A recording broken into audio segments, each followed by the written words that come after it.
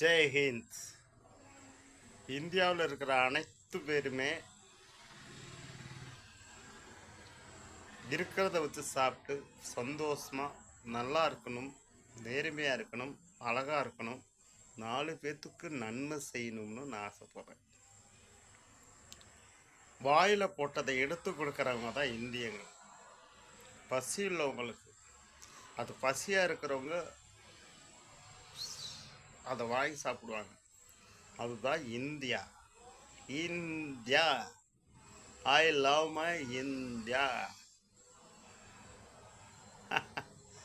India. சரி,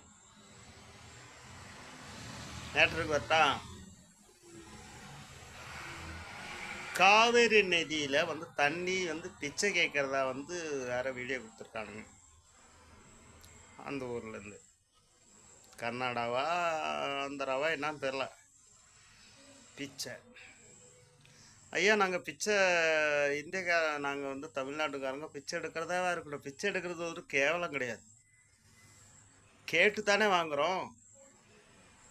கொள்ளை அடிக்கலல்ல, கொலை பண்ணல, பொடுங்கலல்ல. பிச்சை எடுக்கிறது ஒரு கேவலம்னு நீங்கள் நினச்சிங்கன்னா பிச்சைக்காரனோட கேவலமானவன் நீ தான். பிச்சைக்காரன் பல விட்டு சோறை சாப்பிட்டு ஜம்முன்னு இருக்கான். கௌரவமாக இருக்கிறவன் பிச்சைக்கார போயெல்லாம் உட்காந்துருக்கான். இதுதான் நாட்டில் நடந்துட்டு ரைட்டா? அதே மாதிரி ஸ்டேட் பிரச்சனையை நீ உருவாக்குனீன்னா ஆந்திரா, கர்நாடகா, ஒரிஷா, வெளி மாநிலத்து வண்டியெல்லாம் ஒன்றோட தமிழ்நாட்டுக்குள்ளே வராது. தமிழ்நாட்டு பொருள் எதுவுமே உங்களுக்கு கிடைக்காது.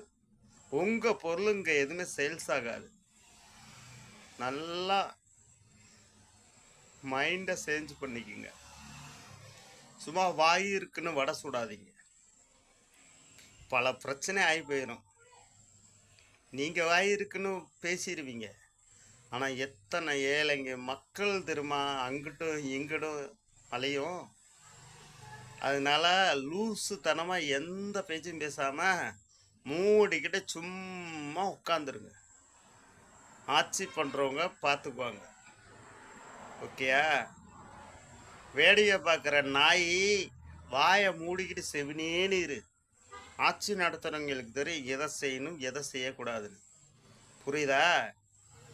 தெரியுதா? எங்க ஆட்சி விஜய்